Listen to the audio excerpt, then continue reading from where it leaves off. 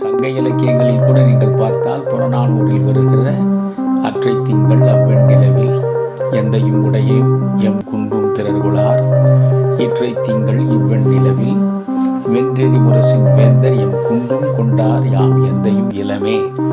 எப்படி மழை சங்கீத பாஷையை பேசுகிறது, அதை எல்லோரும் கேட்கிறோம், ஆனால் சிலர் மட்டும்தான் புரிந்து கொள்கிறார்கள் என்பது போல கண்ணதாசனுடைய சாதாரண சினிமா பாடல்களை உலகத் தமிழர்கள் அனைவருமே காது கொடுத்து கேட்கிறார்கள். ஷூட்டிங் நடைபெற வேண்டும், எல்லா நடிகர்களும் வந்துவிட்டார்கள். பாலையாவிலிருந்து மிக முக்கியமான அன்றைய நடிகர்களாக இருந்தவர்கள் அத்துணை பேர் வந்து அமர்ந்திருக்கிறார்கள். ஆனால் சந்திரபாபு வரவில்லை. 1960களின் தொடக்கத்தில் 6 லட்சம் ரூபாய் என்பது இன்றைக்கு ஒரு 60 கோடி ரூபாயாக இருக்கும். காட்டில் மரம் உறங்கும், கழனியில் நெல் உறங்கும், பாட்டில் பொருள் உறங்கும், பார்க்கடலில் மீன் உறங்கும், காதல் இருவருக்கும் கண் உறங்காது, காதலன் பிரிந்து விட்டால் பெண் உறங்காது. அதில் கூட மிகுந்த நகைச்சுவை உணர்ச்சியோடு கண்ணதாசன் சொல்லுவார், கவலை இல்லாத மனிதன் என்று எந்த நேரத்தில் படத்திற்கு தலைப்பு வைத்தேனோ அன்று முதல் நான் கவலை நிறைந்த மனிதனாகவே மாறிவிட்டேன். தமிழருவி தர்பார் நேயர்கள் அனைவருக்கும் வணக்கம். கண்ணதாசன் பாடல்கள் ஒரு பார்வை நிகழ்ச்சிக்காக ஐயா தமிழருவி மணியன் அவர்கள் நம்மோடு இணைந்திருக்கிறார்கள். ஐயா அவர்களை வணங்கி மகிழ்வோம். வணக்கம் குமரையா. ஐயா, இன்றைக்கு கண்ணதாசனை கவலைக்கு உள்ளாக்கிய படத்திலிருந்து ஒரு பாடல், விஸ்வநாதன் ராமமூர்த்தி இசையில் சந்திரபாபுவின் உள்ளத்தை உருக்கும் குரலில் இருந்த பாடல் பிறக்கும் போதும் அழுகின்றாய். அந்த பாடலை நீங்கள் கூற நாங்கள் கேட்டு மகிழ விரும்புகிறோம். ஒரு சாதாரண திரைப்பாடலுக்கு இலக்கிய அந்தஸ்தை கண்ணதாசன் எப்படி உருவாக்கி தந்திருக்கிறார் என்ற ரசவாதத்தை நீங்கள் கூற நாங்கள் கேட்க விரும்புகிறோம். ஐயா, ரொம்ப மகிழ்ச்சி குமரையா. ஒரு நல்ல பாடலை நீங்கள் தேர்ந்தெடுத்திருக்கிறீர்கள். நான் ஏற்கனவே ஒரு பதிவில் சொல்லியிருக்கிறேன், கண்ணதாசன் திரைப்படங்களுக்காக ஏறக்குறைய 5000 பாடல்களை புனைந்திருக்கிறார். இந்த 5000 பாடல்களில் ஒரு 500 பாடல்களாவது உலகத்தரம் வாய்ந்த பாடல்களாக இருக்கும் என்பதில் 2 கருத்துக்கு இடமில்லை. ஜெயகாந்தன் சொன்னதைத்தான் மீண்டும் நினைவுபடுத்துகிறேன்.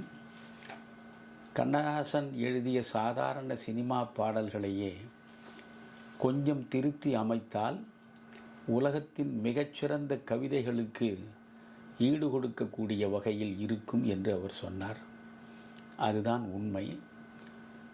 ஷெல்லியை படிக்கிற பொழுது, கீட்ஸை படிக்கிற பொழுது, பைரனை படிக்கிற பொழுது எப்படி நாம் வியக்கிறோமோ அதே போன்று நாம் கண்ணதாசனை படிக்கிற பொழுதும் வியப்புக்கு உள்ளாகிறோம். ஷெல்லியையும் கீட்ஸையும் ஆங்கில இலக்கிய உலகத்தின் இரட்டையர்கள் என்று போற்றுவார்கள். தன்னுணர்ச்சி பாடல்களை வரைந்ததில் தன்னிகரற்றவர்கள் ஷெல்லியும் கீட்ஸும். தமிழிலும் தன்னுணர்ச்சி பாடல்களுக்கு எப்பொழுதுமே தனி இடம் உண்டு. சங்க இலக்கியங்களில் கூட நீங்கள் பார்த்தால் புறநானூரில் வருகிற அற்றை திங்கள் அவ்வெண்ணிலவில் எந்தையும் உடையேம் எம் குன்றும் பிறர்குளார் இற்றை திங்கள் இவ்வெண்ணிலவில் வென்றெறி முரசின் வேந்தர் எம் குன்றும் கொண்டார் யாம் எந்தையும் இளமே என்று அங்கவையும் சங்கவையும் பாடியதாக உள்ள பாடலை படிக்கிற பொழுது உண்மையிலேயே இருதயம் முழுவதும் ரணமாகிவிடும். ஒரு தனி மனிதருடைய உணர்ச்சியில் விளையக்கூடிய ஒரு பாடல் அல்லது ஒரு கருத்து ஒட்டுமொத்த சமூகத்தையும் பாதிக்கக்கூடிய அளவுக்கு இருப்பது என்பதுதான் இந்த தனிப்பட்ட தன்னுணர்ச்சி பாடல்களினுடைய மிக முக்கியமான ஒரு அடிப்படை அம்சமாக இருக்கிறது. தமிழ் இலக்கியத்தை பொறுத்தவரையில் பாரதி தன்னுணர்ச்சி பாடல்கள் பலவற்றை புனைந்திருக்கிறான். ஆனால் தன்னுணர்ச்சி பாடல்களின் சிகரத்தில் ஏறி நின்று ஏராளமாக பாடி முடித்தவன் கண்ணதாசன் தான். அவருடைய சினிமா பாடல்களிலேயே அவருடைய அனுபவம் சார்ந்த பல்வேறு கருத்துக்கள் தத்துவங்களாகவே தரிசனம் தந்திருக்கின்றன. இந்த நேரத்தில் நான் கலீல் ஜிப்ரானை குறிப்பிட விரும்புகிறேன். மழை எப்பொழுதும் ஒரு சங்கீத பாஷையை பேசுகிறது. எல்லோரும் கேட்கிறோம், ஆனால் சிலர்தான் அதை புரிந்து கொள்கிறோம் என்றான். ரொம்ப அழகான கருத்து. மழை எப்பொழுதும் ஒரு சங்கீத பாஷையை பேசுகிறது. எல்லோரும் தான் காது கொடுத்து கேட்கிறோம், ஆனால் சிலர் மட்டும்தான் அதை புரிந்து கொள்கிறார்கள். வள்ளுவன் முதற்கொண்டு கண்ணதாசன் வரையில் எத்தனையோ இலக்கிய படைப்பாளிகள் வழங்கி இருக்கக்கூடிய 1000 படைப்புகள் நம் கண்முன்னாலே விரிந்து கிடக்கின்றன. ஆனால் அவற்றை நாம் படிக்கிறோம். படித்ததை அப்படியே பொருள் உணர்ந்து நெஞ்சில் நிறுத்தி பின்பற்றுகிறோமா என்று பார்த்தால் நிச்சயம் இல்லை. எப்படி மழை சங்கீத பாஷையை பேசுகிறது, அதை எல்லோரும் கேட்கிறோம், ஆனால் சிலர் மட்டும்தான் புரிந்து கொள்கிறார்கள் என்பது போல கண்ணதாசனுடைய சாதாரண சினிமா பாடல்களை உலகத் தமிழர்கள் அனைவருமே காது கொடுத்து கேட்கிறார்கள். ஆனால் எத்தனை பேர் அந்த பாடல்களுக்குள்ளே இருக்கக்கூடிய நயங்களை, அந்த பாடல்கள் வெளிப்படுத்தக்கூடிய தத்துவ தரிசனத்தை பூரணமாக உணர்ந்து நெகிழ்ந்து மகிழ்ந்திருக்கிறார்கள் என்பது எப்பொழுதுமே ஐயத்திற்குரியது தான். இப்பொழுது இந்த பாடலை பற்றி நாம் கொஞ்சம் விரிவாக பேசுவோம். கவலை இல்லாத மனிதன் படம் கண்ணதாசனுடைய சொந்த தயாரிப்பு. அவர் முதலில் முயன்று மாலையிட்ட மங்கை என்ற ஒரு திரைப்படத்தை தயாரித்தார். அந்த படம் மிகப்பெரிய வெற்றியை பெற்றது. அந்த மகிழ்ச்சியில் அவர் அடுத்து தயாரித்த படம்தான் கவலை இல்லாத மனிதன். கவலை இல்லாத மனிதன் படத்தை தயாரிக்க நினைத்த கண்ணதாசன் கதாநாயகனாக சந்திரபாபுவை போடுவது என்று முடிவெடுத்தார். அப்பொழுதே கவிஞருடைய நெருக்கமான நண்பர்கள், அந்த மனிதனை நீங்கள் கதாநாயகனாக போடுவதன் மூலம் பலவிதமான சிக்கல்களை அனுபவிக்க வேண்டி வரும், வேண்டாம், தவிர்த்து விடுங்கள் என்று சொல்லி பார்த்தார்கள். ஆனால் சந்திரபாபு ஒரு பிறவி கலைஞன். சந்திரபாபு மிகச்சிறந்த நடிப்பாற்றல் கொண்ட மகத்தான கலைஞன். இன்றைக்கு நகைச்சுவை என்ற பெயரில் எவ்வளவோ ஆபாசமான உடல் மொழிகளை வெளிப்படுத்தி சிரிக்க வைக்க முயல்கிறார்களே, உடல் மொழி என்று பார்த்தால் திரைப்படங்களில் முதலாக மிகச்சிறப்பாக தன்னிலிருந்து வெளிப்படுத்திய நடிகன் சந்திரபாபு தான். சந்திரபாபுவுக்கு ஆடவும் தெரியும், மிகச்சிறப்பாக பாடவும் தெரியும், அற்புதமாக நடிக்கவும் தெரியும், ஒரு பன்முக கலைஞன். எனவே அவருடைய திறமையில் ஈடுபட்டு கவியரசர் கண்ணதாசன் இந்த கதைக்கு இவர்தான் பொருத்தமாக இருப்பார் என்று அவரை நாயகனாக தேர்ந்தெடுத்தார். அந்த படம் முடிவதற்குள் சந்திரபாபுவிடம் படாத பாடுபட்டிருக்கிறார். அதையெல்லாம் மிக தெளிவாகவும் விரிவாகவும் விளக்கமாகவும் கண்ணீர் ததும்ப கண்ணதாசன் பதிவு செய்துவிட்டுத்தான் போயிருக்கிறார். ஒரு முறை ஷூட்டிங் நடைபெற வேண்டும். எல்லா நடிகர்களும் வந்துவிட்டார்கள். பாலையாவிலிருந்து மிக முக்கியமான அன்றைய நடிகர்களாக இருந்தவர்கள் அத்துணை பேர் வந்து அமர்ந்திருக்கிறார்கள். ஆனால் சந்திரபாபு வரவில்லை. பொறுத்து பார்த்தார்கள். சந்திரபாபு வருவதாக தெரியவில்லை. உடனே கவியரசர் கண்ணதாசன் சந்திரபாபுவின் வீடு நோக்கி செல்கிறார். வீட்டில் போய் கேட்கிறார், சந்திரபாபு இருக்கிறாரா என்று. அவருடைய உதவியாளர் இருக்கிறார் என்று சொல்கிறார். சரி, அவர் வருவார் என்று இவர் சொல்லிவிட்டு காத்திருக்கிறார். இவர் வந்திருக்கிறார் என்பதை அறிந்து சந்திரபாபு பின்வாசல் வழியாக வெளியேறி விடுகிறார். மணிக்கணக்கில் காத்திருந்து விட்டு வெறுத்து போய் மீண்டும் படக்காட்சியை ரத்து செய்ய வேண்டிய நிலைக்கு நான் உள்ளானேன் என்றெல்லாம் கண்ணதாசன் எழுதியிருக்கிறார். இந்த படத்தை எடுத்ததன் மூலம் நான் 6 லட்சம் ரூபாய் நட்டமடைந்தேன் என்கிறார். 1960களின் தொடக்கத்தில் 6 லட்சம் ரூபாய் என்பது இன்றைக்கு ஒரு 60 கோடி ரூபாயாக இருக்கும். எனவே அவ்வளவு பெரிய நட்டத்தை அவர் அதில் சுமக்க வேண்டி இருந்தது. அதனால் வாங்கிய கடன்களை அவரால் திருப்பி தர முடியாத நிலை. அன்றாடம் நீதிமன்ற வாசலில் போய் நிற்க வேண்டிய ஒரு அவலம். இத்தனை சூழல்களுக்கு இடையே தான் அந்த கவலை இல்லாத மனிதன் வந்தது. அதில் கூட மிகுந்த நகைச்சுவை உணர்ச்சியோடு கண்ணதாசன் சொல்லுவார், கவலையில்லாத மனிதன் என்று எந்த நேரத்தில் படத்திற்கு தலைப்பு வைத்தேனோ அன்று முதல் நான் கவலை நிறைந்த மனிதனாகவே மாறிவிட்டேன் என்று. அந்த படம் மிக பெரிதாக வரவேற்பை பெறவில்லை. அதற்கு காரணம், அந்த படம் திரைக்கதை அமைப்பிலிருந்து எல்லா வகையிலும் நீங்கள் பார்த்தால் தேர்ந்து மிகச்சிறப்பாக வடிவமைத்து உருவாக்கப்பட்ட படம் இல்லை என்ற புரிதல் உங்களுக்கு வரும். அதை கண்ணதாசனை ஒப்புக்கொள்கிறார். 1000 குழப்பங்களுக்கு இடையில் அந்த கதை குறித்தும் எனக்கு தெளிவில்லை, அந்த கதையை எப்படி கொண்டு போவது என்பதிலும் எனக்கு குழப்பம் இருந்தது. முடிந்த வரையில் எடுத்தோம், படம் எங்களுக்கே நிறைவை தரவில்லை, அதனால் அந்த படம் ஓடவில்லை என்பது இயல்பானது என்று கவிஞரே வாக்குமூலம் வழங்கியிருக்கிறார். நான் என்ன சொல்கிறேன், கண்ணதாசன் 6 லட்சம் ரூபாய் நட்டமடைந்தார் என்பது உண்மை. நீதிமன்றங்களின் வாசலில் போய் அவர் நிற்க வேண்டி நேர்ந்தது என்பதும் உண்மை. சந்திரபாபு அவருக்கு எல்லையற்ற தொல்லைகளை கொடுத்தார் என்பதும் உண்மை. ஆனால் இவையெல்லாம் கால ஓட்டத்தில் கடந்து போனவை. ஆனால் அந்த படத்தில் கண்ணதாசன் எழுதியிருக்கிற பாட்டுகள் ஒவ்வொன்றையும் நீங்கள் பார்க்க வேண்டும். நீங்கள் குறிப்பிட்ட பிறக்கும் போதும் அழுகின்றாய் என்ற பாடல் மட்டும் இல்லை, பெண் பார்க்க மாப்பிள்ளை வந்தார் என்று ஒரு பாடல் இருக்கும், அற்புதமான பாடல். அதில் இன்னொரு அழகான பாடல் இருக்கிறது, காட்டில் மரம் உறங்கும், கழனியில் நெல் உறங்கும், பாட்டில் பொருள் உறங்கும், பார்க்கடலில் மீன் உறங்கும், காதல் இருவருக்கும் கண் உறங்காது, காதலன் பிரிந்து விட்டால் பெண் உறங்காது. எவ்வளவு எளிமையாக, எவ்வளவு அழகாக அந்த வார்த்தைகள் வந்து விழுந்திருக்கின்றன என்று பார்க்க வேண்டும். அதில் எல்லா பாடல்களுமே மிகச்சிறப்பாக அமைந்திருக்கும்.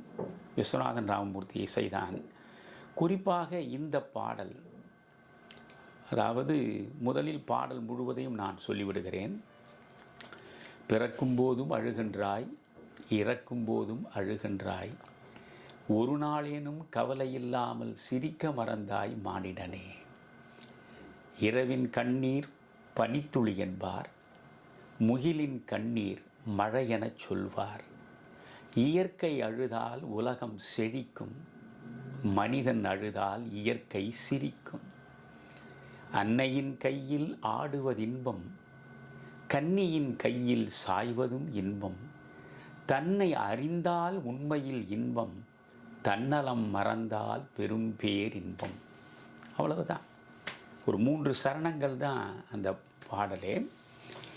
மிக அழகாக சந்திரபாபு பாடியிருப்பார். சந்திரபாபு பாடிய பல பாடல்களை நீங்கள் கேட்டுவிட்டு இந்த பாடலை கேட்டு பாருங்கள்.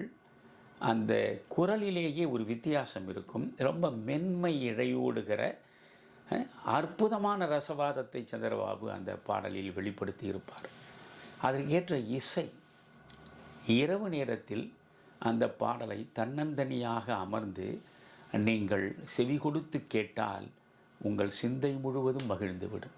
அவ்வளவு அழகான, இதயத்தை வருடி கொடுக்கிற, ஆன்மாவோடு உறவாடுகிற ஒரு சிறப்பான இசையை விஸ்வநாதன் ராமமூர்த்தி வழங்கியிருப்பார்கள். பின்னணி இசை, சந்திரபாபுவினுடைய உணர்ச்சியை வெளிப்படுத்துகின்ற அற்புதமான குரல், கவியரசருடைய கருத்து எல்லாம் சேர்ந்து அந்த பாடலுக்கு ஓர் அமரத்துவத்தை கொடுத்திருக்கிறார். இதில் ஒரு முரண்பாட்டை நீங்கள் பார்க்க வேண்டும். கண்ணதாசன் என்ன சொல்கிறார், நீங்கள் பிறக்கும் போதும் அழுகின்றாய், இறக்கும் போதும் அழுகின்றாய், ஒரு நாளேனும் கவலை இல்லாமல் சிரிக்க மறந்தாய் மானிடனே என்றுதான் அந்த பாடலை தொடங்குகிறார். ஆனால் கண்ணதாசனுக்கு எப்பொழுதுமே அழுகை தான் பிடிக்கும். என்னை அழவிடு, என்னை அழவிடு, அன்னை என்னை அழவே படைத்தாள், அழுவதற்காகத்தான் அன்னை என்னை படைத்தாள் என்று சொன்னவர் கண்ணதாசன். சீசரை பெற்றதாயும் சிறப்புறப் பெற்றாள், நாசரை பெற்றதாயும் நலம் பெறப் பெற்றாள், காமராசரை பெற்றதாயும் நாட்டிற்கே பெற்றாள், என்னை ஆசையாய் பெற்றதாயோ அழுவதற்கென்றே பெற்றாள் என்று எழுதியவர்தான். பிறப்பிலும் அழுதேன், பிறந்த பின் அழுதேன், வாழ்க்கை சிறப்பிலும் அழுதேன், ஒன்றிச் சேர்ந்தவர் சிலரால் சுற்று மறைப்பிலும் அழுதேன், உள்ளே மனத்துளும் அழுதேன், ஊரார் இறப்பிலே அழுவதெல்லாம் இதுவரை அழுதுவிட்டேன் என்று அழுது அழுது புலம்பியவர்தான் கண்ணதாசன். ஒரு இடத்தில் அழுகையை பற்றி அழகான விளக்கம் கொடுப்பார் அவர். விழிகளில் கண்ணீர் வைத்தான் வியத்தகும் இறைவன், ஏன் அழுவதை ஊரார் கண்டு ஆறுதல் சொல்வதற்காக. அழுவதை ஊரார் கண்டு ஆறுதல் சொல்வதற்காக விழிகளில் கண்ணீர் வைத்தான் வியத்தகும் இறைவன். சரி, இந்த கண்ணீர் எப்படி வரும் என்பதற்கும் ஒரு பட்டியல் போடுகிறார். கண்வழி சொரியும் உப்பு கடவுளால் வருவதல்ல, ஏதோ விதி வயப்பட்டு நாம் அழுது கொண்டிருக்கிறோம் என்பதல்ல. அழ வேண்டும் என்பதும் உன் விதியும் இல்லை. கண்வழி சொரியும் உப்பு கடவுளால் வந்ததில்லை. மண் வழி வரலாம், பெற்ற மகன் வழி வரலாம், சேர்ந்த பெண் வழி வரலாம், செய்த பிழை வழி வரலாம். நண்பர்கள் வழியிலேதான் நான் கண்ட கண்ணீர் உப்பு. அது கண்ணீர் எப்படியெல்லாம் வரும்? உங்களுக்கு மண்ணாசை இருந்தால் மண்ணாசையால் உங்களுக்கு நிச்சயமாக துயரங்கள் வந்து குவியும், அது கண்ணீராக வெளிப்படும். அதனால் மண் வழி வரலாம், பெற்ற மகன் வழி வரலாம். எத்தனையோ பிள்ளைகளில் பெற்றெடுத்த காரணத்திற்காக தந்தைமார்கள் கண்ணீர் விட்டு புலம்பவில்லையா என்ன? மண் வழி வரலாம், பெற்ற மகன் வழி வரலாம் என்று சொல்லுகிற பொழுதே பெண் வழி வரலாம், சேர்ந்த பெண் வழி வரலாம். நீங்கள் எந்த பெண்ணை சேர்கிறீர்களோ அந்த பெண்ணின் மூலமும் உங்களுக்கு கண்ணீர் வரலாம். செய்த பிழை வழி வரலாம். நீங்கள் என்னென்ன தவறுகளை செய்திருக்கிறீர்களோ அந்த தவறுகளினால் நீங்கள் கண்ணீர் விட வேண்டிய நிலைக்கு உள்ளாகலாம். இப்படித்தான் கண்ணீர் வரும் ஒவ்வொருவருக்கும். ஒன்று மண் வழி வரும், அல்லது மகன் வழி வரும், அல்லது பெண் வழி வரும், அல்லது செய்த பிழை வழி வரும். ஆனால் எனக்கு எப்பொழுதும் கண்ணீர் வருகிறது. ஏன் தெரியுமா? நண்பர்கள் வழியிலே தான் நான் கண்ட கண்ணீர் உப்பு. அவ்வளவு நம்பிக்கை துரோகங்களை கண்ணதாசன் நண்பர்களிடமிருந்து பெற்றவர். அதனால்தான் ஒரு ஆங்கில திறனாய்வாளன் கண்ணதாசனை பற்றி எழுதுகிற பொழுது அழகாக சொன்னான், Kannadasan he loved people very much and he was deceived by them very much. He loved people very much but he was deceived by them very much. மனிதர்களை ஏராளமாக அவன் நேசித்தான், ஆனால் மனிதர்களாலேயே அவன் வஞ்சிக்கப்பட்டான். அந்த வஞ்சனை தந்ததுதான் அவனுக்கான அழுகை. இப்படி தொடர்ந்து அழுவதிலேயே தன் வாழ்வை கழித்தவன். பெரும்பாலும் அவனுடைய கவிதை தொகுப்புகளில் நீங்கள் பார்த்தால் அவனுடைய அழுகையையும் அவனுடைய ஓலத்தையும் அவனுடைய ஒப்பாரியையும் அவனுடைய துயரத்தையும் அவனுடைய சோகத்தையும் தான் கொட்டி வைத்திருப்பான். ஆனால் அப்பேற்பட்டவன் சமூகம் முழுவதும் கேட்கக்கூடிய ஒரு சாதாரண சினிமா பாடலை எழுதுவதற்கு பேனா பிடிக்கிற நிலையில் எவ்வளவு பொறுப்புணர்வோடு இயங்கி இருக்கிறான் என்பதைத்தான் நீங்கள் பார்க்க வேண்டும். ஏனென்றால் உலகத்தில் இன்றைய நிலையில் எந்த ஊடகத்திற்கும் இல்லாத தனிப்பெரும் சக்தி திரைப்படங்களுக்கு மட்டும்தான் இருக்கிறது. அதிலும் திரைப்பாடல்கள். நீங்கள் படித்தவர்கள் படிக்காதவர்கள் என்ற வேறுபாடே இல்லை. எங்கோ கடைசி கிராமத்தில் சாலைகளே இல்லாத ஒரு இடத்தில் இருக்கக்கூடிய ஒரு மனிதன், அவனிடம் கூட காற்றின் மூலமாக இந்த பாடல் போய் அவன் காதில் விழுகிற நிலை இருக்கிறது. அதிலும் சினிமா பாடலை எப்பொழுதுமே மக்கள் விரும்பி விரும்பி திரும்ப திரும்ப கேட்கக்கூடிய ஒரு மனோநிலை இருக்கிறது. அதனால் இந்த சினிமா பாடல்கள் மூலம் நல்ல கருத்துக்கள், நம்பிக்கையை ஊட்டக்கூடிய சிறந்த கருத்துக்கள் எப்பொழுதும் மனித சமூகத்தில் சென்று சேர வேண்டும் என்பதே கண்ணதாசனின் சிந்தனையாக இருந்திருக்கிறது. அது அவனுடைய மிகச்சிறந்த சமூக பொறுப்புணர்வை வெளிப்படுத்துகிறது. தனிப்பட்ட முறையில் தன்னுடைய சோகத்தை கவிதைகளில் கொட்டி வைத்தவன் தான் கண்ணதாசன். ஆனால் அந்த கண்ணதாசன் திரைப்படத்தில் ஒரு பாடல் எழுத அமருகிற பொழுது, பிறக்கும் போதும் அழுகின்றாய், இறக்கும் போதும் அழுகின்றாய், ஒரு நாளேனும் கவலை இல்லாமல் சிரிக்க மறந்தாய் மானிடனே என்று வேறொரு துணியில் பேசுவதை நாம் பார்த்து வியக்கிறோம். ஷெல்லியிடம் இதைத்தான் நீங்கள் பார்க்கலாம். ஏறக்குறைய ஷெல்லிக்கும் கண்ணதாசருக்கும் இடையில் பல ஒற்றுமை உண்டு. நீங்கள் ஷெல்லியை எடுத்துக்கொண்டால், ஓ டு தி வெஸ்ட் விண்ட் என்பது ஷெல்லியினுடைய அமர படைப்பு. மேலை காற்று என்ற அந்த கவிதை, அந்த ஓ டு தி வெஸ்ட் விண்டில் ஷெல்லி ரொம்ப அற்புதமாக சொல்லுவான். காற்றை பார்த்து அவன் பேசுகிறான். Lift me as a wave, a leaf, a cloud. I fall upon the thorns of life, I bleed என்பான். இந்த வெஸ்ட் விண்டுக்கு அந்த மேலை காற்று என்ற கவிதையிலேயே மிக அழகான இடம் இது. Lift me as a wave, a leaf, a cloud. ஒரு அலையைப் போல், ஒரு இலையைப் போல், ஒரு மேகத்தைப் போல் காற்றே என்னை நீ சுமந்து செல். I fall upon the thorns of life. வாழ்க்கை முட்களின் மீது நான் விழுந்து கிடக்கிறேன். ஐ ப்ளீட். ரத்தம் வழியும் நிலையில் நான் இருக்கிறேன். இதிலிருந்து என்னை நீ மேலே கொண்டு போ என்று தன்னுடைய சோகம் முழுவதையும் கொட்டி ஷெல்லி எழுதிய ஓ டு தி வெஸ்ட் விண்டையும் நாம் படிக்கிறோம். ஆனால் அதே ஷெல்லி மக்களுக்காக சொல்ல வேண்டும் என்கிற நிலையில் if winter comes can spring B for behind என்று சொல்லுவான். அதைவிட நம்பிக்கை ஊட்டுகிற வரிகள் எதுவும் இருக்க முடியாது. இன்றைக்கு மாரிக்காலம் வந்து விட்டது, மழைக்காலம் வந்து விட்டது, குளிர்காலம் வந்து விட்டது என்று ஏன் நீ வாடி நிற்கிறாய்? குளிர்காலம் முடிந்த பிறகு வசந்த காலம் வந்தாக வேண்டும் இல்லையா? எனவே இந்த குளிர்காலத்தை பார்த்து நீ வாடாதே, முடங்கி விடாதே, புலம்பாதே. அதோ பார், வசந்தம் வந்து கொண்டே இருக்கிறது. If winter comes can spring B for behind. குளிர்காலம் வந்து விட்டது என்கிற பொழுதே வசந்த காலம் வரப்போகிறது என்பதுதானே பொருள். எனவே இப்பொழுது அனுபவிக்கிற இந்த குளிர்காலத்தில் நீ வாடிவிடாமல் வருகின்ற வசந்த காலத்தை வரவேற்பதற்கு நீ தயாராக இரு என்று பேசுகிற வேறுபட்ட ஷெல்லியை நாம் பார்க்கிறோம். சொந்த சோகத்தை கொட்டி எழுதக்கூடிய கவிதை ஒரு பக்கம், நம்பிக்கை நாற்றங்கால்களை கொண்டு போய் சேர்க்கிற கவிதை மறுபக்கம் ஷெல்லியிடம் நாம் பார்க்கிறோம். அதே போன்றுதான் கண்ணதாசனிடமும். கண்ணதாசன் இப்படி தன்னுடைய சொந்த சோகங்கள் அனைத்தையும் கவிதைகளில் கொட்டி வைத்திருந்தாலும் திரைப்படங்களில் அவன் பாடல் எழுத வருகிற போது அவன் நம்பிக்கையை தருகிறார் போன்றுதான் பாடல்களை புனைந்திருக்கிறான். அதில் இது மிகச்சிறந்த பாடல். பிறக்கும் போதும் அழுகின்றாய், இறக்கும் போதும் அழுகின்றாய், ஒரு நாளேனும் கவலை இல்லாமல் சிரிக்க மறந்தாய் மானிடனே. யோசிக்க வேண்டும். நாம் பிறக்கும் பொழுது அழுது கொண்டே தான் பிறக்கிறோம். நம்மில் பலர் வாழ்க்கை முழுவதும் அழுது கொண்டே தான் இருக்கிறோம். பிறகு அழுது கொண்டே இந்த வாழ்வை முடித்து கொண்டு பறக்கிறோம்.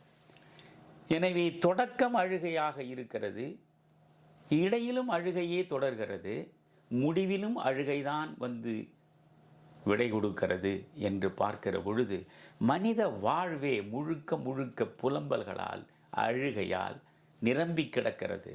இது ஏன்? யோசிக்க வேண்டும். இறைவன் மனிதனுக்கு மட்டுமே கொடுத்த அரிய வரங்கள் இரண்டு என்று நான் எப்பொழுதும் குறிப்பிடுவேன். ஒன்று சிந்தனை, இன்னொன்று சிரிப்பு. எந்த பறவைக்கும் எந்த விலங்குக்கும் சிந்திக்கும் ஆற்றல் சிறிதும் கிடையாது. எந்த பறவையும் எந்த விலங்கும் சிரிக்க முடியாது. மனிதன் மட்டும்தான் சிந்திக்கும் ஆற்றலை பெற்றிருக்கிறான். மனிதன் மட்டும்தான் சிரிக்கும் ஆற்றலையும் பெற்றிருக்கிறான். சிரிப்பதற்காகவே பிறந்தவன் நீ. ஆனால் நீ ஏன் காலம் முழுவதும் அழுகிறாய்? எந்த பறவையாவது காலம் முழுவதும் அழுது கொண்டே இருப்பதை நீ கண்டிருக்கிறாயா? எந்த விலங்காவது காலம் முழுவதும் கண்ணீர் விட்டு கொண்டே இருப்பதை நீ பார்த்திருக்கிறாயா? எந்த விலங்கும் எந்த பறவையும் காலம் முழுவதும் கண்ணீர் விடுவதில்லையே.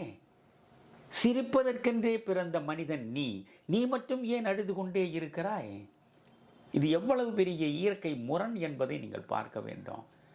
அதற்கு என்ன காரணம் என்று யோசித்தால்தான் அதன் ரகசியம் புரியும்.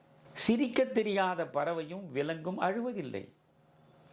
ஆனால் சிரிக்க தெரிந்த, சிரிக்க முடிந்த மனிதன்தான் சிரிக்காமல் அழுது கொண்டிருக்கிறான். ஏன்? பறவைக்கும் விலங்குக்கும் தேவைகள் குறைவு. பறவைக்கும் விலங்குக்கும் ஆசைகள் குறைவு. குறைந்த ஆசை, குறைந்த தேவை என்கிற நிலையில் அவற்றுடைய வாழ்க்கை நிறைவானதாக இருக்கிறது. ஆனால் மண்ணில் மனிதர்களாக பிறந்துவிட்ட நமக்கு அளவற்ற ஆசை, ஏராளமான தேவை. தேவைகள் பெருக பெருக ஆசைகள் கூடிக்கொண்டே போக போக அவற்றின் நிழலாய் துயரங்களும் துன்பங்களும் தொடர்ந்து உங்களை வந்து தாக்குகின்றன. உங்கள் துயரத்திற்கும் உங்களுடைய துன்பத்திற்கும் நீங்கள் உருவாக்கி கொள்ளுகிற உங்களுடைய வாழ்க்கை தேவைகளும் வாழ்க்கை வேட்கைகளும் வாழ்க்கை விருப்பங்களும் தான் காரணம். அதனால்தான் ஆசையை துற, அப்பொழுதுதான் துன்பத்திலிருந்து நீ விடுபட முடியும் என்று புத்தர் சொன்னது. எனவே ஒரு பறவை அழுவதில்லை, விலங்கு அழுவதில்லை. காரணம், அதற்கு நாளைய குறித்த கவலையும் இல்லை, சேமித்து வைக்கும் பழக்கமும் இல்லை. எனவே ஒரு பறவையானது, ஒரு விலங்கானது மிக குறைந்த தேவையோடு தன்னுடைய வாழ்வை நிறைவாக நடத்தக்கூடிய நிலையில் அவை அழுவதில்லை. ஆனால் ஏராளமான ஆசைகளையும் விருப்பங்களையும் வேட்கைகளையும் நெஞ்சம் நிறைய வைத்து கொண்டு அவையெல்லாம் நிறைவேற வேண்டும் என்ற கனவுகளோடு சதா சர்வ காலமும் உழன்று அவை நிறைவேறாத நிலையில் நிராசையிலே துவண்டு வாடி வதங்கி போகிற இனமாக மனித இனம் இருக்கிறது. அதனால்தான் கண்ணதாசன் சொல்கிறான், பிறக்கும் போதும் அழுகின்றாய், இறக்கும் போதும் அழுகின்றாய், ஒரு நாளேனும் கவலை இல்லாமல் சிரிக்க மறந்தாய் மானிடனே. நீ ஒரே ஒரு நாள் எந்த கவலையும் இல்லாமல் கொஞ்சம் சிரித்துப்பார், ஏன் முன்னால் சிரிக்க முடியவில்லை என்றுதான் அந்த பாடலை தொடங்குகிறான். அதற்கு அடுத்து நீங்கள் பாருங்கள், ஒரு சாதாரண சினிமா பாடல் தான் அது. அதற்கு ஒரு இலக்கிய அந்தஸ்தை தேடி வைக்கிறான். ஏதோ ஒரு சங்ககால இலக்கியத்தில் நாம் மூழ்கி இருப்பதைப் போல, அதன் மூலம் ஒரு அனுபவத்தை பெறுவதைப் போல இந்த 4 வரிகளில் ஒரு புதிய அனுபவத்தை நாம் பெறுகிறோம் இல்லையா? நீங்கள் பிறக்கும் போதும் அழுகின்றாய், இறக்கும் போதும் அழுகின்றாய், ஒரு நாளேனும் கவலை இல்லாமல் சிரிக்க மறந்தாய் மானிடனே, இரவின் கண்ணீர் பனித்துளி என்பார். இரவு அழுகிறது, அந்த இரவின் அழுகை பனித்துளியாக இங்கே விழுகிறது. இரவின் கண்ணீர் பனித்துளி என்பார், முகிலின் கண்ணீர் மழை எனச் சொல்வார். வானம் அழுகிறது, வானம் அழுவது மழையாக பொழிகிறது. அந்த மழைதான் உங்களுக்கு வளத்தை கொண்டு வந்து சேர்க்கிறது, உங்களுக்கான வாழ்க்கையை தேடி தருகிறது. இரவின் கண்ணீர் பனித்துளி என்பார், முகிலின் கண்ணீர் மழை எனச் சொல்வார். இயற்கை அழுதால் உலகம் செழிக்கும். மழை பொழிந்தால் உலகம் செழிக்கிறது அல்லவா? இயற்கை அழுதால் உலகம் செழிக்கும். மனிதன் அழுதால் இயற்கை சிரிக்கும். எவ்வளவு அற்புதமான 4 வரிகள் இந்த பாடலில் கண்ணதாசன் சர்வ சாதாரணமாக அனாயாசமாக கொண்டு வந்து போட்டிருக்கிறான் என்பதை பார்க்கிற பொழுது அவன் கால்களில் விழுந்து தொட வேண்டும் போன்ற உணர்வு தான் எனக்கு எப்பொழுதும் ஏற்படும். எனவே இந்த 4 வரிகளுக்குள்ளே அவன் சொல்வது, இயற்கையை நீ பார், இரவின் கண்ணீர் பனித்துளி என்பார், முகிலின் கண்ணீர் மழை எனச் சொல்வார். இயற்கை அழுதால் உலகம் செழிக்கும், மனிதன் அழுதால் இயற்கை சிரிக்கும். அழுவதற்கா இறைவன் உன்னை படைத்தான்? அடமடையா, நீ சிரிப்பதற்காக அல்லவா உன்னை மண்ணுக்கு அனுப்பினான்? உலகத்தில் எந்த ஜீவராசிக்கும் கொடுக்காத ஒரு ஆற்றலை, ஒரு வரத்தை உனக்கு இறைவன் வழங்கி இருக்கிறானே, சிரிப்பு என்கிற வரத்தை. ஏன் நீ சிரிக்க மறுக்கிறாய்? எதனாலே நீ அழுகிறாய் என்று இயற்கை நம்மை பார்த்து சிரிக்கிறது என்கிறார் கண்ணதாசன். அதற்கு அடுத்து ஒரு தத்துவ தரிசனத்தையே கொண்டு வந்து காட்டுகிறார். என்ன அழகு! நீங்கள் அத்தனை வேதங்களையும் படித்து அத்தனை உபனிஷதங்களையும் படித்துவிட்டு மூடி வையுங்கள். எல்லா வேதங்களும் உபனிஷதங்களும் கொண்டு வந்து உங்களுக்கு கொடுக்கக்கூடிய அந்த வாழ்வியல் சார்ந்த தத்துவ தரிசனத்தை ரொம்ப சாதாரணமாக ஒரு சினிமா பாட்டில் கடைசி சரணத்தில் கொண்டு வந்து காட்டுகிறான் கண்ணதாசன். பல முறை இந்த வரிகளை நீங்கள் வியந்து பாராட்டி. அது உண்மை. அது ரொம்ப சாதாரண விஷயம் இல்லை. அது அன்னையின் கையில் ஆடுவது இன்பம், கன்னியின் கையில் சாய்வதும் இன்பம். கன்னியின் மடியில் சாய்வது இன்பத்தை தான் தரும், அன்னையின் கையில் ஆடுவது இன்பத்தை தான் தரும். ஆனால் எது உண்மையில் இன்பம்? இப்பொழுது நாய் இருக்கிறது, தாகம் எடுத்தால் அது தண்ணீர் குடிக்கும், பசி எடுத்தால் அது உணவை தேடும். எனவே தண்ணீரும் உணவும் கிடைத்தால் போதும் நாய்க்கு, அதுதான் அதற்கு இன்பம். உனக்கும் வெறும் தண்ணீரும் இந்த சோறும் கிடைத்தால் போதும் இதுதான் உனக்கு இன்பம் என்றால் நாய்க்கும் உனக்கும் என்ன வேறுபாடு? எனவே உனக்கான இன்பம் என்பது எது, அதிலும் பேரின்பம் என்பது எது என்பதை எவ்வளவு அழகாக சொல்கிறார். அன்னையின் கையில் ஆடுவது இன்பம், கன்னியின் கையில் சாய்வதும் இன்பம், தன்னை அறிந்தால் உண்மையில் இன்பம். அதுதான் அழகு. எனக்கு புறத்தே இருக்கிற உலகத்தை அறிந்து கொள்வதற்கு பெயர் அறிவே அல்ல. நான் அது பலமுறை சொல்லியிருக்கிறேன். இன்ஃபர்மேஷன் என்பது வேறு, நாலெட்ஜ் என்பது வேறு. நீங்கள் கலாசாலைகளில் போய் உட்கார்ந்து பல்லாயிரக்கணக்கில் பணத்தை கொட்டி கொடுத்து நீங்கள் படித்து அறிவை பெறுவதாக நினைக்கிறீர்களே, நீங்கள் அறிவை பெறவில்லை. You are gathering only information, you are collecting only information, you are not acquiring any knowledge at all. வெறும் தகவல்களை நீங்கள் தேடிக்கொள்கிறீர்கள்.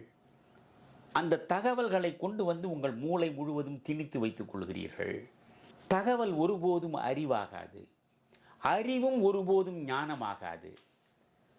படிப்படியாக நீங்கள் சென்று சேர வேண்டும். முதலில் தகவல்களை நீங்கள் அறிகிறீர்களா? அடுத்து உண்மையான அறிவு எது என்பதை பார்க்க வேண்டும். தகவல்களை தேடுவதற்கு தனக்கு புறத்தே போகலாம். அறிவை தேடுவதற்கு உங்களுக்கு உள்ளே செல்ல வேண்டும். அகத்துக்குள் சென்றால்தான் நீங்கள் உண்மையான அறிவை அடைய முடியும். அதனால்தான் தன்னை அறிதல் என்பது மிக முக்கியம். விவேகானந்தர் செல்லுமிடமெல்லாம் நோ தை செல்ஃப் என்று தான் திரும்ப திரும்ப வலியுறுத்தி பேசுவார். நோ தை செல்ஃப் என்றால் நோ யுவர் செல்ஃப், உன்னை நீ அறி என்பதுதான் இளைஞர்களுக்கு விவேகானந்தர் எப்பொழுதும் வழங்கிய முதல் அறிவுரை. எனவே நோ தை செல்ஃப், உன்னை அறி. எப்படி என்னை அறிவது? எனக்கு உள்ளே சென்றால்தான் என்னை அறிய முடியும். பொழுது விதையிலிருந்து மரம் வரும் என்பது உண்மை. ஆனால் அந்த விதையை மண்ணுக்கு மேலே போட்டுவிட்டு நீங்கள் சென்றால் அது ஒருபோதும் மரம் ஆகாது. விதை மரமாக வேண்டுமென்றால் மண்ணுக்கு உள்ளே சென்றாக வேண்டும். அதுபோல் உங்களுக்கு அறிவு வளர வேண்டும் என்றால் நீங்கள் உங்களுக்கு உள்ளே செல்ல வேண்டும். உள்ளே சென்று உங்களை அறிய வேண்டும். உண்மையான அறிவு என்பது தன்னை அறிவதுதான். அதனால்தான் திருமூலன் அழகாக சொன்னான், தன்னை அறிய தனக்கொரு கேடில்லை. தன்னை அறியாமல் தானே கெடுகின்றான். தன்னை அறியாமற் போனால் நீங்கள் கெட்டு விழுந்து அழிந்து போவீர்களே தவிர நீங்கள் வாழ்வதற்கும் வளர்வதற்கும் வாய்ப்பே கிடையாது. அதனால் தன்னை அறிய வேண்டும். நான் யார்? நீங்கள் ரமணர் அற்புதமாக இந்த ஒரு கேள்வியைத்தானே முன்வைத்தார். உலகமே இந்த ஒரு கேள்விக்காக ரமணரை நோக்கி வந்ததே. நான் யார்? அந்த கேள்விக்கு நீ விடையை தேடு. Who am I? Why am I? How am I?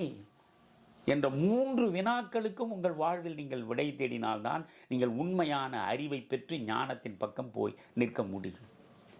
Who am I? நான் யார்? Why am I? எதற்காக இறைவன் இந்த மண்ணில் என்னை படைத்தான்? How am I? நான் எப்படிப்பட்ட பண்புகளை கொண்டவனாக இருக்கிறேன்? இந்த 3ஐயும் நீங்கள் சிந்தித்து பார்க்க வேண்டும். இந்த 3ஐயும் நீங்கள் புத்தகங்களில் தேடி அடைய முடியாது. புரியுதா? புத்தகங்களை படித்துவிட்டு எவனும் புத்தனாவதில்லை. அதனால் உள்நோக்கி உள்முக பயணம் செல்ல வேண்டும். தன்னை அறிய நாம் முயல வேண்டும். தன்னை அறிய தனக்கொரு கேடில்லை என்று திருமூலன் சொல்கிறான். இங்கே கண்ணதாசன் எவ்வளவு அழகாக தன்னை அறிந்தால் உண்மையில் இன்பம், அதுதானடா உண்மையான இன்பம். அடுத்த வரிதான முக்கியம். தன்னலம் மறந்தால் பெரும்பேரின், நீ பெரும்பேர் இன்பத்தை இந்த உலகத்தில் நீ வாழும் இந்த வாழ்க்கையில் அடைய வேண்டும் என்று நினைக்கிறாயா? நீ என்ன செய்ய வேண்டும்? தன்னலம் மறக்க வேண்டும். விவேகானந்தர் மிக அழகாக சொல்லுவார், பாவ மண்டபத்தின் முதல் படியே சுயநலம் என்பார். பாவம் என்கிற ஒரு மண்டபம், அந்த மண்டபத்தில் உள்ள முதல் படியே சுயநலம்தான். அந்த படியில் கால் வைத்துத்தான் நீங்கள் பாவ மண்டபத்திற்குள்ளே போகிறீர்கள். சுயநலத்தில் நீங்கள் சுருங்கிவிட்டால் நீங்கள் பொதுநலம் குறித்து சிந்திக்கவே மாட்டீர்கள், சமூகம் குறித்து யோசிக்கவே மாட்டீர்கள், எப்பொழுதும் நான் எனது என்றே நீங்கள் சுற்றி சுற்றி வருவீர்கள். அங்க நான் எனது என்கிற பொழுது அகங்காரமும் மமகாரமும் ஒன்றாக சேர்ந்து உடைமை மீது பற்றை உருவாக்கி அந்த பற்று ஆசையாக மாறி அந்த ஆசை துன்பத்தை கொண்டு வந்து சேர்த்து நீங்கள் அழுவதை தவிர வேறு வழி இல்லை. எனவே நீங்கள் வாழ்வு சிறப்பாக இருக்க வேண்டும். நான் பிறந்த பிறப்புக்கு ஒரு அர்த்தம் இருக்க வேண்டும் என்றால் சக மனிதனை யோசிக்க வேண்டும். தன் பெண்டு தன் பிள்ளை என்றே வாழ்வது வாழ்க்கை இல்லை. சக மனிதனை யோசிக்க வேண்டும். பாரதிதாசன் போகிற போக்கில் சொல்லுவார் ஒரு வரி, உலகம் உண்ண உண் உடுத்த உடுப்பாய். நீ சோற்றில் கை வைக்கிற பொழுது இந்த சோறு மற்றவனுக்கு கிடைக்கிறதா என்று யோசி. முடிந்தால் அவனுக்கும் கொஞ்சம் கொடுத்து விட்டு நீ உண்ணப்பார். உலகம் உண்ண உண் உடுத்த உடுப்பாய். எல்லாரும் உடுத்தி கொண்டிருக்கிறார்களா? சரி, நானும் உடுத்தலாம். உடுத்துவதற்கே ஆடை இல்லாமல் வீதியில் இருக்கக்கூடியவர்களை நீ பார்க்கிறாயா? அவர்களுக்கு ஏதாவது ஒரு வகையில் ஒரு ஆடையை வாங்கி கொடுப்பதற்காவது முயன்று பார்க்கவே. இதுதான் சுயநலம் கடந்த பொதுநலம். எனவே இந்த பொதுநலத்தை நோக்கி நாம் செல்ல வேண்டும். இவ்வளவு செய்திகள் என்னை கேட்டால் இன்னும் என் மனோநிலை தெளிவாக இல்லை. நான் இன்னும் எனக்கான துயரத்திலிருந்து பூரணமாக விடுபட்டு வெளியே வரவில்லை. அந்த நிலையிலும் நான் என் கடனாற்றுவதற்காக உங்களிடம் பேசிக் கொண்டிருக்கிறேன். இந்த ஒன்றை பற்றி மட்டுமே மணிக்கணக்கில் என்னால் பேச முடியும். புரிகிறதா? அந்த 2 வரி, தன்னை அறிந்தால் உண்மையில் இன்பம், தன்னலம் மறந்தால் பெரும்பேர் இன்பம். எவ்வளவு அழகு! நீங்கள் உபனிஷதங்கள் வேதங்கள் எல்லாமே ஒற்றை வரியில் வந்து அடங்கிவிடும். என்ன தெரியுமா? renounce and rejoice. If you renounce everything, definitely you will rejoice in your life. புரியுதா? நீங்கள் அதனாலே தான் வந்து நம்மாழ்வார் இந்த renounce and rejoice என்பதற்கு ரொம்ப அழகாக நம்மாழ்வார் தமிழில் மிகச்சிறப்பாக பாடுவார். அற்றது பற்றேனில் உற்றது வீடு என்கிறார். என்ன அழகு பாருங்க! அற்றது பற்றேனில் உற்றது வீடு. உன்னை சுற்றி இருக்கிற எல்லா பொருள்களின் மீதும் இருக்கக்கூடிய பற்றை நீ விட்டுவிட்டால் உனக்கு சொர்க்கம் தானாகவே சித்திக்கும். அற்றது பற்றேனில் உற்றது வீடு. அழகான நம்மாழ்வார் வாக்கியம் இது. இவ்வளவு நீங்கள் நம்மாழ்வாரிடம் போக வேண்டியதில்லை.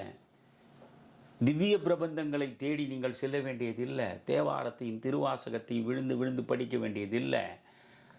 18 புராணங்களையும் 18 உபநிடதங்களையும் 2 இதிகாசங்களையும் 4 வேதங்களையும் நீங்கள் படிக்க வேண்டியதில்லை.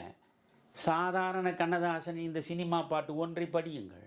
இந்த ஒன்றில் காட்டுகின்ற வாழ்வு எவ்வளவு மேன்மையானது என்பதை நீங்கள் புரிந்து கொண்டால், இதுதான் கண்ணதாசன் பாடலில் எளிமையான கோலத்தில் உங்களிடம் வந்து சேரக்கூடிய அற்புதமான தத்துவ தரிசனம்.